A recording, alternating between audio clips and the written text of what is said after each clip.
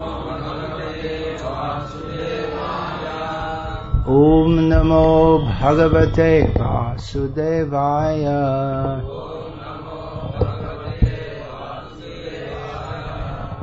Om Namo Bhagavate Vasudevaya.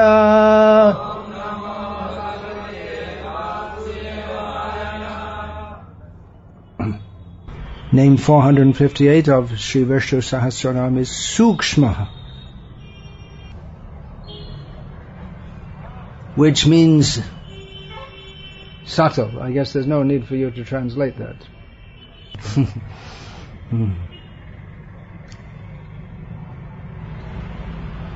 Now, if we start to think about the meaning of this name, the meaning is also, to ascertain the meaning also requires some subtlety. What does Suksma mean? Well, we often think of it as meaning something very small, very fine. But actually, the quality of subtlety is defined largely according to perception of others. If we say that such and such is a subtle point, it may be subtle to those who don't have a very deep understanding, but to others it may be completely clear. So subtlety is can be defined as being difficult to comprehend due to the difficult to comprehend by people who have an external or gross facility of comprehension. Yeah, these are the opposites: Sukshma and Sthula, or subtle and gross. So to comprehend that which is subtle requires a very sensitive kind of intelligence. Intelligence, not necessarily in terms of, intelligence or perception, we could say. What could be a very subtle sound for a human being could hardly discernible, could be easily discerned by, for instance, a dog whose power of hearing extends over a broader bandwidth of sound. So if we start to examine the meaning of the word Sukshma, then we find that we can analyze it in various subtle ways. The general point when applied to Bhagavan is that he is not discernible to people of gross disposition, and that he is the largely unseen principle within everything that maintains everything. Srila Baladev Vidyabhushan, he gives the meaning of this name that his spiritual form is Satchidanandamaya, eternal, blissful, and full of clear knowledge or consciousness. Now, this material world is the condition of asat, achit, nirananda, of non-eternity, non-bliss, or lack of bliss, and not full or proper consciousness. So those who are in this gross consciousness, they cannot perceive Bhagavan. And they think it absurd that anyone can believe in Bhagavan. The theists claim that Bhagavan is everywhere. The atheists scoff. Scoff? You're saying they I heard the word ascharyam. Scoff means to they laugh with scorn. They how would you say that? Tiraskar, something like that. Parihasam, yeah. Yeah, that's a good word. They say, well, God's everywhere, you can't see Him anywhere, that means He doesn't exist anywhere. Because they only accept, and their senses are attuned to gross sensual perception. They are happy on the platform of gross sense gratification, and they don't see the need for anything else. Therefore they don't believe in anything else. That is the platform of the pigs. They're very happy on the gross platform. Please sit a little bit like this, so you're not with, no, the other way, so your back is not shown. Of course, humans, they may have art and science which brings the consciousness up somewhat simply from eating, sleeping, mating and defending. But they cannot reach to Bhagavan by such endeavors. The Vedas, Taittiriya Upanishad describes the Panchakosha, the 5 coverings of consciousness. Annamaya is gross, just interested in food and just interested in sustenance. Then Pranamaya is little finer, above the simply interested in food. Then one may be interested in the very concept of life. Then Jnanamaya, one becomes interested in knowledge, but only within the material sphere. Their Jnana is, they're interested in acquiring knowledge for the sake of sense gratification. Or maybe some spiritual pretensions. Then there is Vijnanamaya, where one is interested, or one has realization of the of what is actual knowledge, but that only on the impersonal level.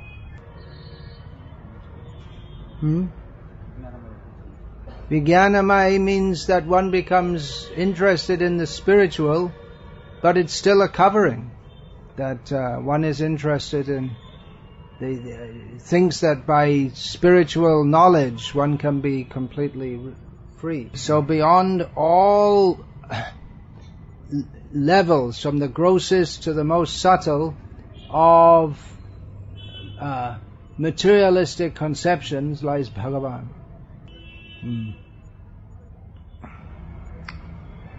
In Bhagavatam, Krishna, there's a chapter when Krishna speaks to Uddhava, one chapter of the Uddhava Gita.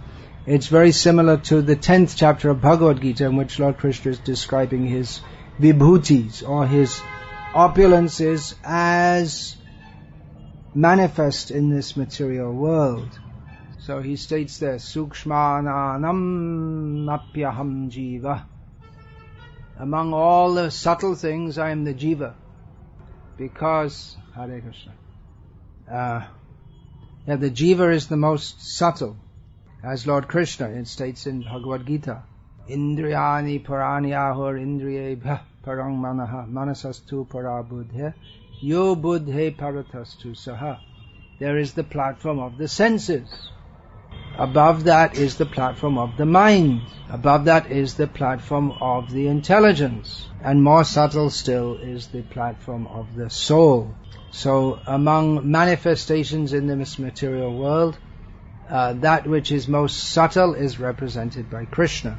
And Jiva is also a name for Krishna, although it's usually used to distinguish Krishna from the other living beings, to distinguish the Svangsha, his own Vishnu forms, from the Vibhinangsha, the forms who are parts of him but quite different also. Now, even to understand the message of the Vedas requires some subtlety.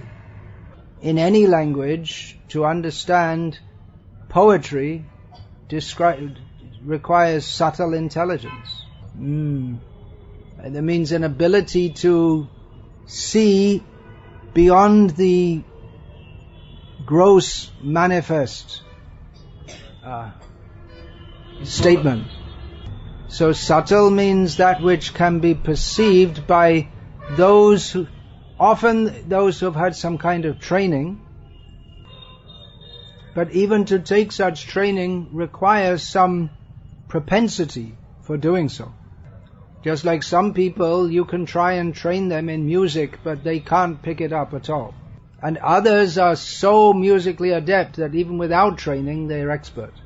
Someone who is trained in musical understanding, they can hear a performance, they can hear so many subtleties which an untrained person cannot hear. Yeah, and in poetry there's a whole science of linguistic criticism in the Vedic science of the sound, which the immediate meaning and the abstract meaning, so that the Vedas may be read by people in different ways. And the Vedas will cause persons who take the gross meaning, it will cause them to become bound in this material world. Traigunya Vishaya Veda Nistraigunyo Bhavarjuna Nidvando Nitya Sattvasta Niyoga Kshema Atmavan. Krishna says that the Vedas, they're concerned with the three modes of material nature. And he advises Arjuna to go beyond, come to the platform, beyond this external meaning, and be situated in the self, in spiritual consciousness. So one in gross consciousness, Rajogun, Tamogun, they can only see the gross manifestation. And those who are in Sattvagun, they can, originally with the help of the Guru, who helps them to understand, can help them to understand the subtleties. For instance, there is a translation of the Mahabharata, which is done, I believe, in the late 19th century by there were two Bengalis who did it. One was M.N. Datta and the other one was some Ganguly. They both did translations of Mahabharata from Sanskrit to English. And in the Datta edition that I read, in the famous verse that says Tarko Pratishta Shutiyo Vibhinna, and then what is that line?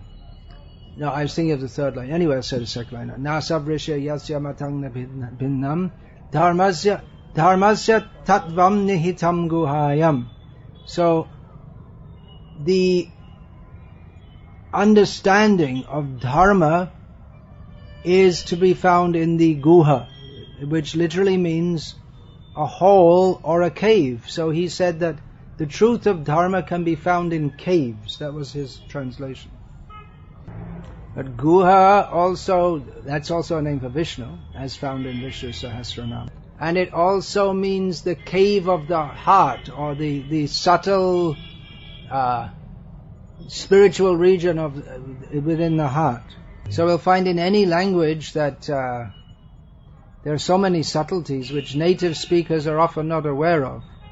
And people who try to translate from one language to another, they often make mistakes if they're not very much familiar with the language that they're translating from.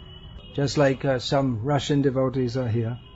I heard that in the very first translations of Prabhupada's books from English to Russian, that they presented Lord Krishna, they presented him as if he was like an English lord. Because in each language certain words are used with various meanings, but the various meanings in one language, they often don't correspond to various meanings in another language, especially if it's a language from a different family altogether. So on the whole, to enter into any subject requires great intelligence. The deeper you go, the more subtle it becomes. And the deeper the more subtle the subject, the more difficult it becomes to understand. That's why we see, for instance, science is a very broad term, but it's considered somewhat difficult. because it deals, much of it deals with subtleties.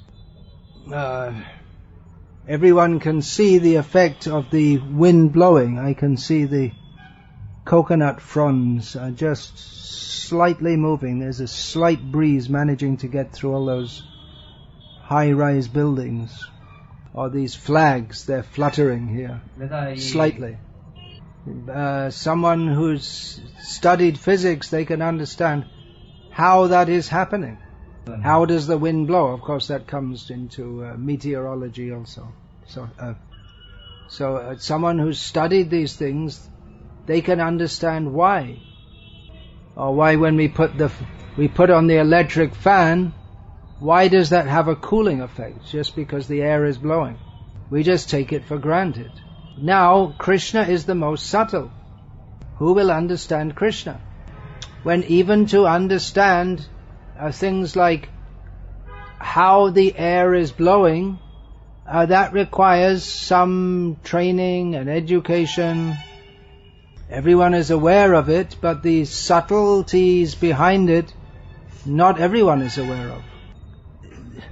That which is gross is relatively easy to understand. For instance, I can see, but you won't see unless you turn your heads, buildings on the other side of the road, some modern buildings. So we can see that, but we can't see the mind. Everyone knows, if we say mind, everyone knows what it means until you start to think about what it means. What does mind mean? How can you define mind? It's relatively easy to define building or tree, because these are gross manifestations. But the mind is very subtle, and even those who study the mind, they disagree on what it actually is. So Krishna says, Suksmananam apyaham jiva. Among everything in this world, the most subtle is the jiva. And the more subtle the study becomes, even of gross matter, the more subtle, the more deeply we go, the more subtle it is, and the more difficult it is to understand. For instance, we presume matter to be just that. It's gross. But we are told by scientists that if we go deeply into the structure of atoms and the different particles, we'll find that, well, there aren't particles, there are waves. And they may be confused. Is it a wave or is it a particle? And they may describe that whether it is a wave or a particle depends on the person observing it. In other words, according to the consciousness of the observer. But they're afraid to go in that direction. Because then they come to the study of consciousness, which is more subtle. Scientists seem to be afraid to tackle consciousness. Or they try to explain it in terms of gross science, but it's beyond the science. It's non-quantifiable.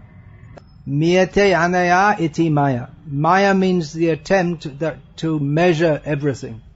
If we think that we can quantify everything and understand everything by our intelligence, that is illusion. So as scientists get into more and more subtleties of matter, and then they're faced with the problem of consciousness, and then they're stumped. And there are scientists who try to explain consciousness in terms that border on metaphysics, and other scientists say, stop, you can't do that. That's not science. Then it's coming to philosophy or religion. You can't do that. Science has to be non-metaphysical. Oh, here's another good example. Everyone knows what a number is. Do you? You know what a number is? Can you define a number? It's only a concept in the mind. It's just something which designates something else which doesn't actually exist. If you say there are two balls, but the two-ness is only something which is a concept in our mind. And ascribing a number to it it's a concept ascribed to a concept. But it works. Otherwise, you wouldn't have a job. Mr. Bank Manager. His whole job is numbers. So this name Suksmah is very important, because the very attempt to try to understand everything by our mind is doomed to failure. Therefore we find other names here in Vishnu Sahasranama. Aprameya, who is not subject to measurement. There is pramana, there is evidence for Krishna. But it's not the kind of evidence that the scientists insist on, which means evidence generated in relationship to the gross senses, or even to the evidence, or even evidence that is generated in connection with the subtle mind. So therefore we have another name, Achintya. Now this name requires some subtle understanding, because if Achintya means that inconceivable. Yeah, so it literally means inconceivable. The Sanskrit, it morphs it's an exact, as exact as you can get translation. But if something was wholly inconceivable, it wouldn't be inconceivable, because even to say that it's inconceivable is putting some kind of concept on it. If something is absolutely inconceivable, then it wouldn't be inconceivable, because to say that it's inconceivable is some kind of description of it. Some kind of... Okay, we got too subtle for you. Okay, the acharyas or the Vedic rishis, they give some example. Flowers growing in the sky. That's one kind of inconceivable thing. Akasha pushpa. Yeah, it's a standard Sanskrit term. It's just something impossible, ridiculous. In Bengali, horses' eggs, or rabbits' horns. Well, I guess they are conceivable. Maybe that wasn't such a good example. That's an example of something else.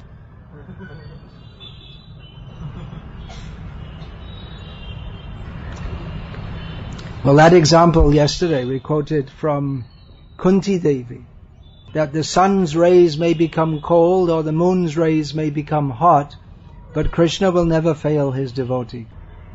So it is somewhat conceivable that the sun rays could become cold, but not really, because if the sun's rays become cold, then its very nature of being the sun, it would no longer be the sun, because the sun by definition is hot. Maybe inconceivability, absolute inconceivability comes in oxymorons, or which means contradictory statements. Here's a good one. Square circle, a square circle. But this is simply sophistry or word jugglery, as Srila Prabhupada would say. The atheists will say, can God make a square circle? But the very definition of a circle means that which doesn't have angles. That's part of the definition, because there can be other, like an oval can also be without angles. So it's a self-defeating question. But the inconceivability of Krishna means that he's only available, first of all, he's not available to gross sense perception or gross mental gymnastics. The Vedic language states avang manasa gochara. He's not perceivable or definable or accessible by words or the mind. So that's one of the first, the misunderstanding of this is one of the first things that's addressed in the Vedanta Sutras. Atato Brahma Jignasa. Now one should inquire into the nature of ultimate reality. And then second sutra is Janmadyasya Yataha. That by which everything is generated, in which everything exists, that into which everything ultimately enters, that is Brahman. Then third, Shastra Yonitvat, is to be understood by Shastra. Then the fourth is Ikshate Na Shabdam, which means that this subject matter is not beyond words. It can be understood by the words of the Veda. Because so the Vedas itself says Avang Manasa Gochara. It cannot be beyond the mind and senses. But it means that it would be a self-negating statement if it meant that the absolute truth is absolutely unavailable via the Vedic sounds.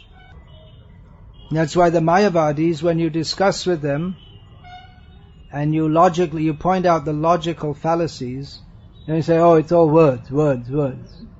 Up to that point, they were happily speaking words, but when you defeat their philosophy, they say, oh, all words.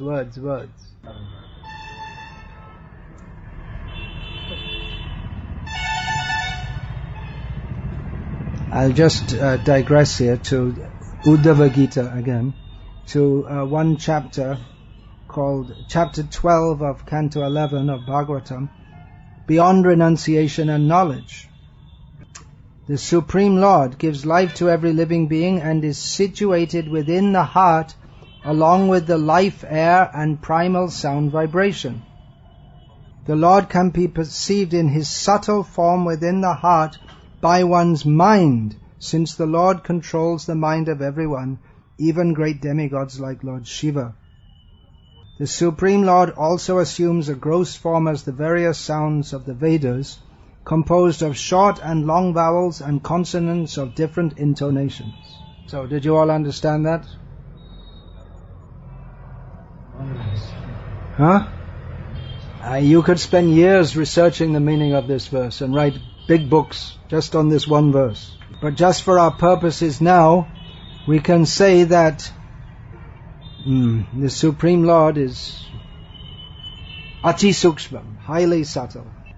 So that the Supreme Lord is beyond the scope of the mind and the senses means because He is, there are so many names also, Shuddha, one of His names here in Vishnu Sahasranama is Shuddha, means He's completely pure.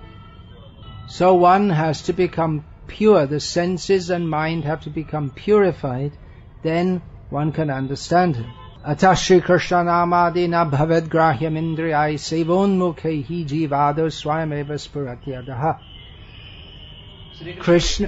Sri Krishna cannot be understood by the gross mind and senses.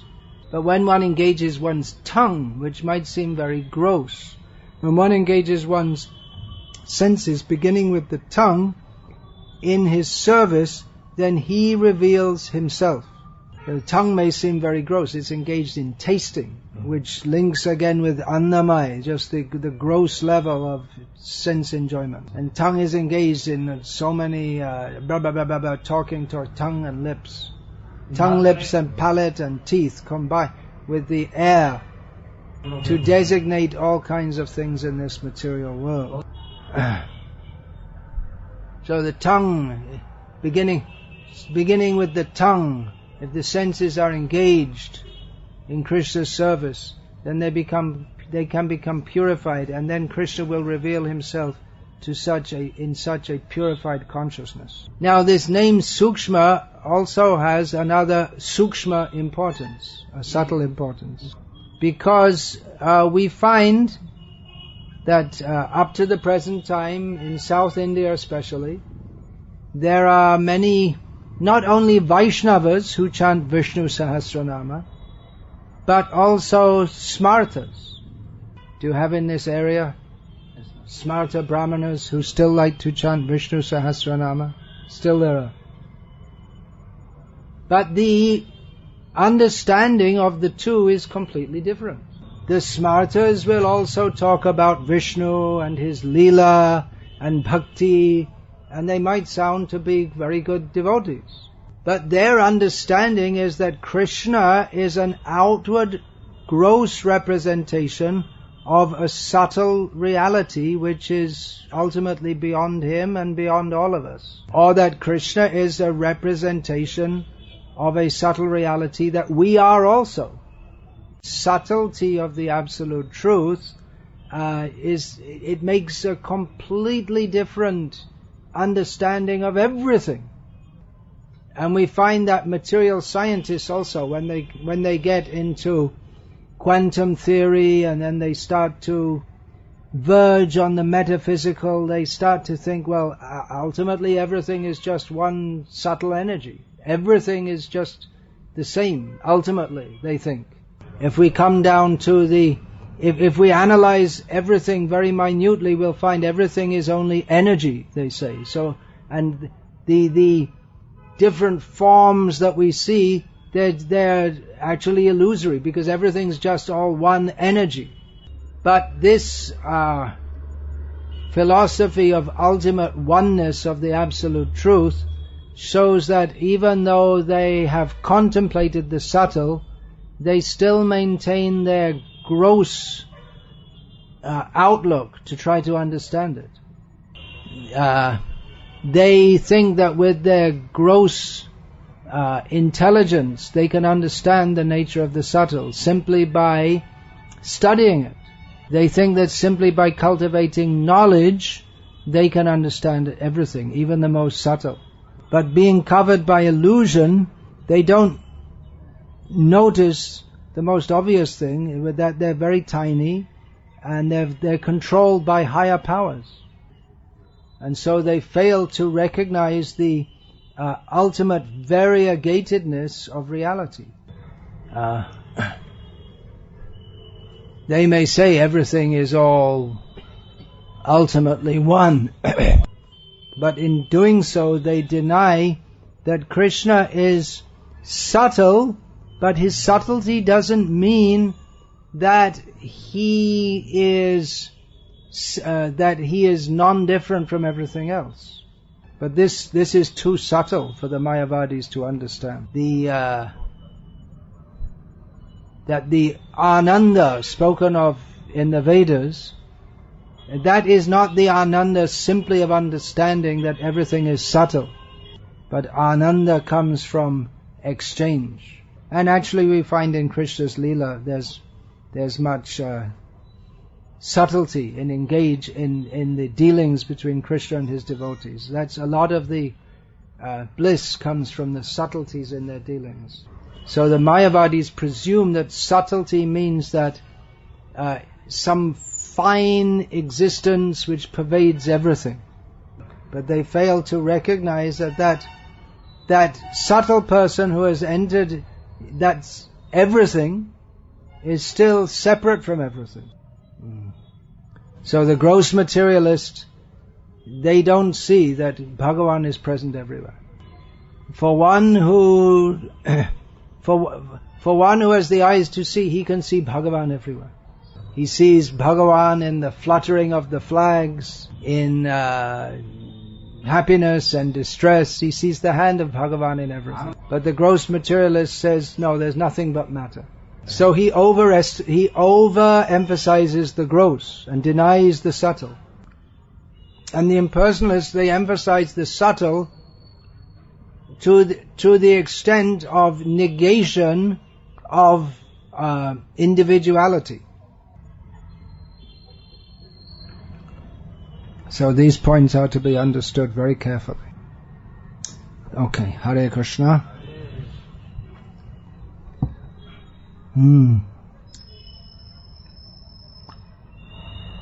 will do this? Who will unpack these verses of Bhagavatam? Then to understand this, even on an intellectual level, one has to study so much. Every word is pregnant with meaning.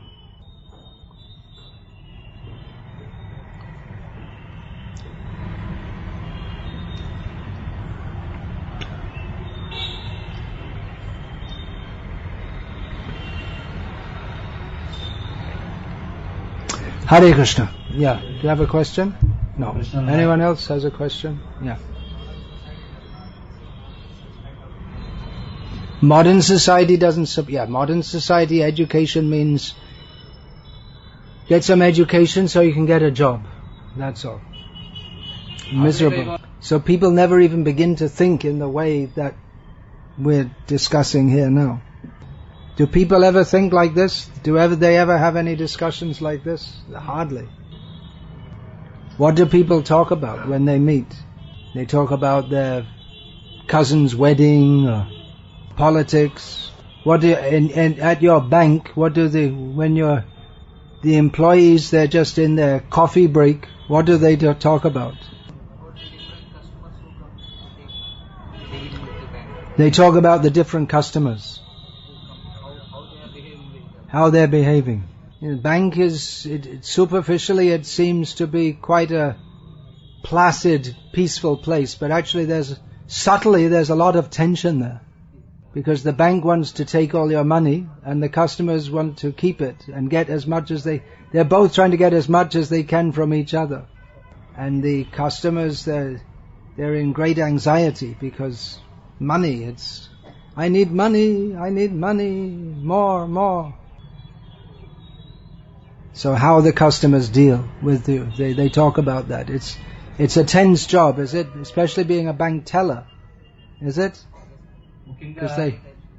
Because generally when the customers, if they meet the manager, they know they should be a little polite. It's in their own best interest. But with the bank teller, they can just be they think they can be as rude as they like.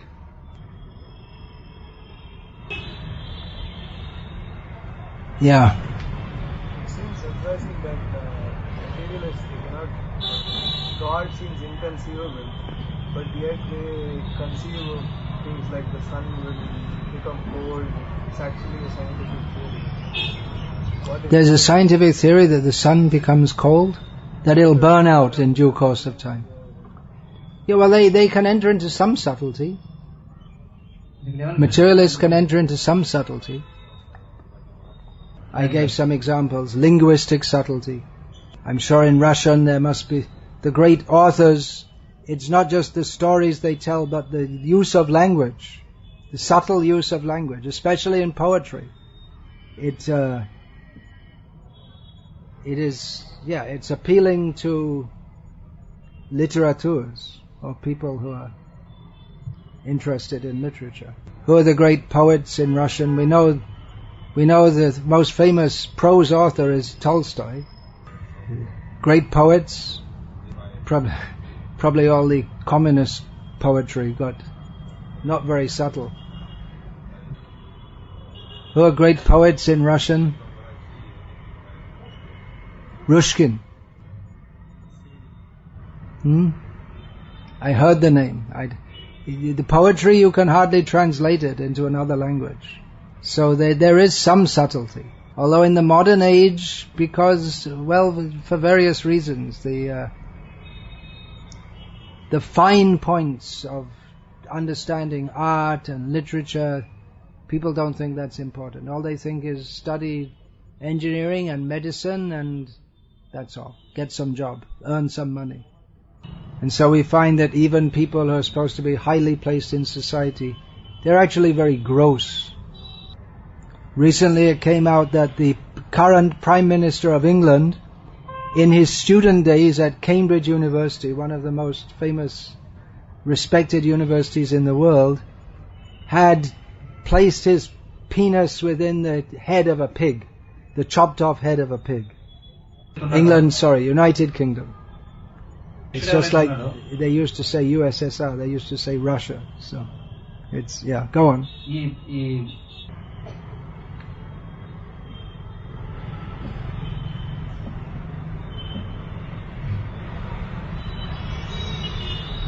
Not very high culture.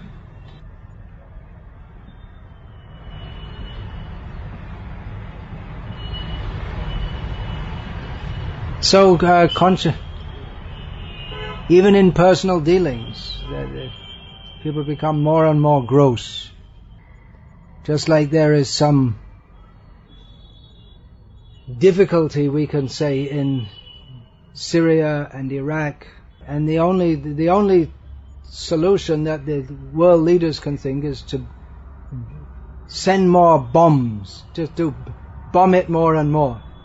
And if that doesn't work, if bombing doesn't work, just do some more bombing, that's all. It's like someone goes to the doctor and says, "Doctor, I have a pain in my knee." And the doctor says, "No problem, I'll get rid of the pain in your knee forever, I'll cut off your leg." It's a gross response. That's usually applied to the Mayavadis. You go to the doctor, you have some problem, "I'll finish the problem forever, and then I'll give you an injection and kill you, so that you won't have any more pain."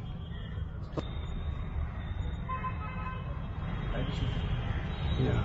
So I heard that, if we go to Krishna, Krishna comes to us. If we stop going to him, he will stop coming to us. So, what is that? Nothing connected with the class. You heard that if we go to Krishna, Krishna will come to us. If we stop going to Krishna, Krishna will stop coming to us. What is that? I heard that this word in a class in Hyderabad. Okay, I couldn't understand at that time. But I was in a doubt to ask, what is it? So why he won't come if we don't go to him? Why won't Krishna come to us if we don't go to him? Krishna is always with us, he doesn't leave us, but he doesn't force us to come to him. If we're not interested to go to him, he won't force us. So you go to him, you chant Hare Krishna. Okay, we'll finish there now. Hare Krishna. Hare Krishna, Krishna Krishna, Hare Hare. Hare Rama, Rama Rama, Hare Hare. Okay, pravachanam samaptam. It's all over.